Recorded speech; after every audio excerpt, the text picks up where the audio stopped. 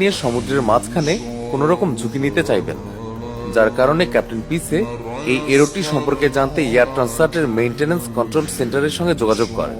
কিন্তু আশ্চর্যের বিষয় ছিল যে তারা যেন লাগাতার ওই এরোটির উপর নজর রাখে আর যত দ্রুত সম্ভব তারা ওই এরোটি সম্পর্কে জানার চেষ্টা করবে। এরপর অনেক সময় পেরিয়ে যায় এবং পাইলটরাও এখন এটা বিশ্বাস করে রিল্যাক্স হয়ে যায় যে এই এরোটি হয়তো কোনো ফল্টি সেন্সরের কারণে এসেছে, যা খুবই স্বাভাবিক ছিল। কিন্তু এই ঘটনার ঠিক আধ ঘন্টা পর রাত 1:36 পাইলটদের সামনে আরেকটি ওয়ার্নিং আসে, আর এই ওয়ার্নিংটি ছিল ফুয়েল ইমব্যালেন্সের। আসলে প্রতিটি বিমানে উভয় উইংসে জ্বালানি সমানভাবে ভাগ করা থাকে, তবে কখনো কখনো একটা উইং এ জ্বালানি কিছুটা উপর নিচ হয়ে যায়, তাই তখন ককপিটে ইমব্যালেন্সের ওয়ার্নিং আসা শুরু হয়ে যায়। তবে এই সমস্যাটি দেখে পাইলটরা খুব একটা চিন্তিত হন না, কেননা এই সমস্যাটি পাইলটরা ককপিটে বসে থেকেই ঠিক করতে পারতেন, আর পাইলটরা ঠিক তাই করেছিলেন। প্লেনের রাইট উইং এ ফিউয়েল কম ছিল, তাই তারা লেফট উইং থেকে রাইট উইং এ ফিউয়েল ট্রান্সফার করে এবং কোনোভাবে তারা এই সমস্যাটিকে দূর করে। কিন্তু তারা জানতেন না যে ফিউয়েল ট্রান্সফার করতে গিয়ে তারা এমন কিছু করে ফেলেছে যা তাদের জন্য একটা বড় বিপদ ডেকে আনতে চলেছে। এই ফিউয়েল ট্রান্সফারের পর তো এমন একটা সমস্যা শুরু হয় যা পাইলটদের হতভম্ব করে দেয়। আসলে ফিউয়েল ট্রান্সফারের পর প্লেনের 2 নম্বর ইঞ্জিনে ওয়েল টেম্পারেচার কমতে শুরু করে আর ওয়েল প্রেসার বাড়তে শুরু করে।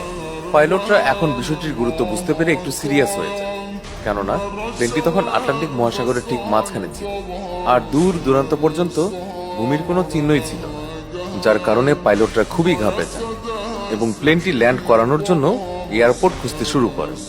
সবচেয়ে কাছের যে এয়ারপোর্টটি ছিল সেটি ছিল পর্তুগালের অ্যাজোরেস দ্বীপে অবস্থিত লাজেস এয়ারবেস। পাইলটরা অবিলম্বে এয়ারপোর্ট কর্তৃপক্ষের সঙ্গে যোগাযোগ করেন এবং ইমার্জেন্সি ল্যান্ডিং এর অনুমতি চান, আর কিছুক্ষণ পর তারা অনুমতি পেয়েও যায়। এরপর তারা আর দেরি না করে দ্রুত বিমানটিকে অ্যাজোরেসের দিকে ঘুরিয়ে ফেলেন। কিন্তু এরই মধ্যে ক্যাপ্টেন পিসে জানতে পারেন যে প্লেন থেকে প্রতি সেকেন্ডে 1 গ্যালন করে ফুয়েল কমে যাচ্ছে, আর এখন তাদের কাছে মাত্র 7 টন ফিউয়েলই অবশিষ্ট আছে, যা দিয়ে প্লেনটি এখন আর মাত্র আধ ঘন্টায় উঠতে পারবে। আর লাজেস এয়ারপোর্ট এখনো তাদের থেকে 280 কিলোমিটার দূরে, অর্থাৎ তাদের কাছে এখন লাজেস পর্যন্ত পৌঁছানোর ফুয়েলও ছিল না। তারপরেও তারা হার না মেনে কোনোভাবে লাজেস পৌঁছানোর চেষ্টা করে। কিন্তু এই পরিস্থিতি তখন আরো বেশি খারাপ হয়ে যায় যখন রাত 2:13 প্লেনের রাইট উইং এর 2 নম্বর ইঞ্জিনে আগুন লেগে যায়। আর এই দৃশ্য দেখে পাইলটের জ্ঞান হারানোর মতো অবস্থা হয়ে যায়, কেননা প্লেনে এখন মাত্র একটা ইঞ্জিনে অবশিষ্ট ছিল আর সেটিতেও খুব কম জ্বালানি বেঁচে ছিল। তবে যাই হোক, বাস্তবতা তো এটাই ছিল যে ওই একটি ইঞ্জিনই এখন প্লেনের শেষ সাপোর্ট ছিল। প্লেন এখন এক ইঞ্জিনে উড়ানোর জন্য ক্যাপ্টেন পিসে প্লেনটিকে 39,000 ফুট উচ্চতা থেকে 33,000 ফুট উচ্চতায় নিয়ে আসে। জ্বালানি তখনও দ্রুত বেগে কমে যাচ্ছিল। পাইলটরা মনে করেছিলেন যে কোথাও কোনো লিকেজ হয়েছে হয়তো, তাই তারা সেই লিকেজটি খুঁজে বের করার চেষ্টা করেন, কিন্তু অন্ধকারের কারণে তারা সেটিকে খুঁজে পাননি। এরই মধ্যে প্লেনের মেইনটেনেন্স ইউনিট তাদের সঙ্গে যোগাযোগ করে এবং তাদের পরামর্শ দেয় যে প্লেনটি 33,000 ফুট উচ্চতা থেকে 20,000 ফুট উচ্চতায় নিয়ে আসতে, যাতে কোথাও কোনো লিকেজ থাকলে সেটাও শনাক্ত করা যেতে পারে।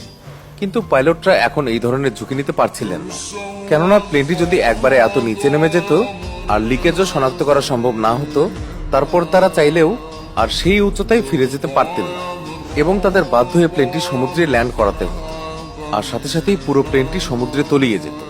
তাই পাইলটরা মেইনটেনেন্স ইউনিটের কথা মানতে পারেন এবং কোনো প্রকার ঝুঁকি না নিয়ে তারা 33,000 ফুট উচ্চতায় থেকে যান, কেননা পাইলটদের বিশ্বাস ছিল যে তারা এক ইঞ্জিনের জোরেই লাজেস এয়ারবেস পর্যন্ত পৌঁছাতে পারবে।